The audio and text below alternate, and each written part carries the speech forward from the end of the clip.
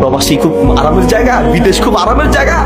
মিয়া সাহেব, একজন বিদেশি প্রবাসী তার কাছে ফোন দিলে আগে তার খোঁজ দিবেন, ভাই কেমন আছো, শরীরটা ভালো আছে কিনা।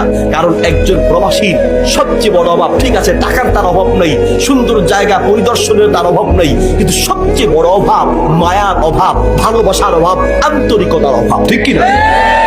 অসুস্থ হলে পরে সেই প্রবাসী লোকটাকে একটু মাথায় পানি দেওয়ার লোকটা খুঁজে পাওয়া যায় না। বহু প্রবাসীর জীবন এমন কেটেছে, সামান্য জ্বর হয়েছে, সেই জ্বরে একটু পানিটা নিয়ে খাবে সেই ব্যবস্থা হয় নাই।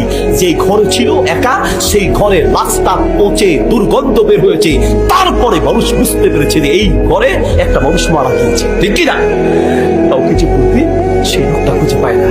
আরে বাংলাদেশের জেলখানা ওই প্রবাসের চেয়ে ভালো আছে। বাংলাদেশের জেলখানায় তো 1-2 মাস পরে আত্মীয় স্বজন দেখা যায়, একটু খোঁজখবর নেওয়া যায়, কথা বলা যায়। কিন্তু বিদেশ এমন এক জেলখানা, সেখানে চাইলেও বছরকে বছর নিজের মা আর বাপ স্ত্রীকে দেখতে পারে না, ঠিক কিনা।